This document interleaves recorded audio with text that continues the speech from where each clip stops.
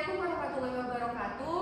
Puji dan syukur kita panjatkan kehadirat Allah Subhanahu wa taala yang telah memberikan kita rahmat dan hidayahnya sehingga kita semua masih bisa berkumpul dalam kelas ini dan kami semua masih bisa menyampaikan video presentasi yaitu mengenai pengelola manajemen keuangan oleh kelompok 3 yang dimulai saya sendiri sebagai penyaji pertama. Perkenalkan, nama saya Azia Sibagarian dan saya dari Afriana. Saya Saskia Maharani. Saya Rudi Saputra Gagalun. Di sini kami akan mempresentasikan hasil video kami yang dimulai oleh saya sendiri. Adapun dari poin yang pertama dari mengelola manajemen keuangan dimulai dari perencanaan keuangan jangka panjang. Nah, pengelolaan keuangan jangka panjang berfungsi untuk melihat perubahan ataupun perkembangan yang terjadi pada suatu entitas ataupun perusahaan.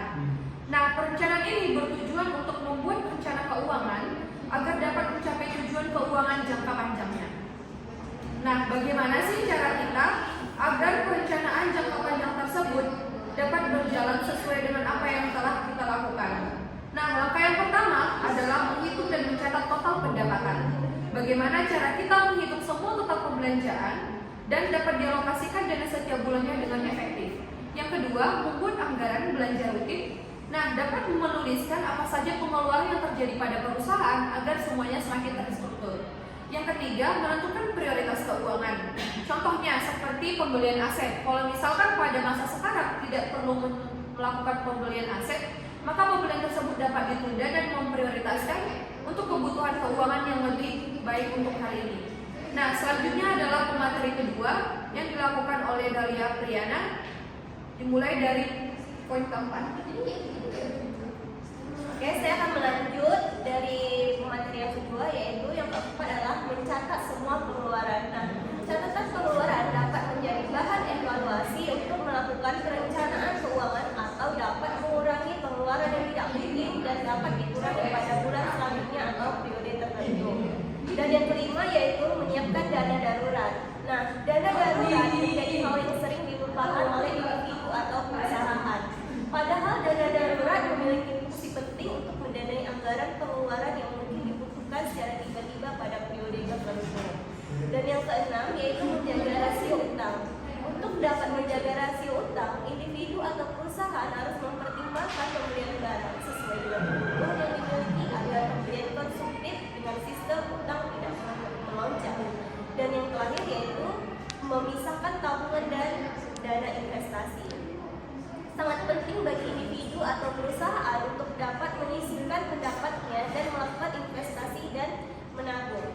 Tabungan akan menjadi aset individu atau perusahaan yang dapat digunakan untuk keperluan-keperluan terkait kebutuhan individu atau perusahaan. Sedangkan investasi berpotensi menjadi penghasilan tambahan tiap bulan yang akan didapatkan. Terima kasih. Selanjutnya kepada pemateri ketiga. Baiklah, ada pun jenis dan contoh investasi jangka panjang. Yang pertama itu adalah saham, yang kedua itu emas, ketiga properti, keempat obligasi, kelima reksadana, keenam peer to peer, 7 tabungan berjangka, 8 deposito, 9 dana pensiun, 10 investasi forex. Yang selanjutnya itu arus kas. Di sini ada 3 jenis arus kas. Yang pertama itu arus kas dari aktivitas operasi, berarti kas surplus yang dihasilkan oleh bisnis perusahaan, yaitu dari penjualnya. 2. Arus kas dari aktivitas investasi yang diidentifikasi arus kas masuk dari pelepasan aset atau keluar untuk akuisisi aset tetap. Arus kas yang ketiga dari aktivitas pembiayaan, dicantumkan semua arus masuk dan arus keluar terkait dengan pilihan pembiayaan seperti kontribusi modal, pembayaran dividen, pinjaman yang diberikan dan dilunasi, dan rekening biro pemegang saham dan lain-lain. Penelitian menunjukkan bahwa arus kas yang dulu adalah alasan dibagi sekitar 80% kegagalan usaha kecil. Menurut Biro Tenaga Kerja Amerika Serikat, 2/3 bisnis kecil bertahan dalam 2 tahun, hanya 44% berhasil melewati 4 tahun, dan hanya 31% bertahan dalam 7 tahun. Baik, saya bakal menjelaskan tentang contoh arus kas. Nah, sini contoh arus kas, ada pun sejumlah contoh dalam cash flow yang didapat dan kegiatan pendanaan dalam kegiatan. Nah, yang pertama itu penerimaan kas itu emisi saham maupun instrumen modal lain. Yang kedua, adanya pembayaran kas pada para pemilik dalam saham agar mampu menebus atau menarik saham perusahaan. Yang ketiga, penerimaan kas, emisi, obligasi, misal, pinjaman, hipotek maupun jenis pinjaman lain. Nah, yang keempat, adanya pelunasan pinjaman. Yang kelima, pembayaran kas dari penyewa atau lese guna menurunkan saldo kewajiban yang berhubungan dengan finansi atau lease atau sewa pembiayaan. Nah, sini terdapat adanya rumus. Yang pertama itu CFF.